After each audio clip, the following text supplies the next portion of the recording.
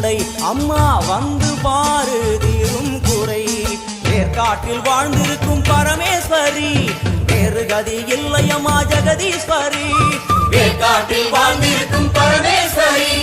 வேறு கதி இல்லையம்மா ஜெகதீஸ்வரி ஆடி வெள்ளியிலே தாயின் சந்நிதியில் பொங்க வச்சு பாருங்கம்மா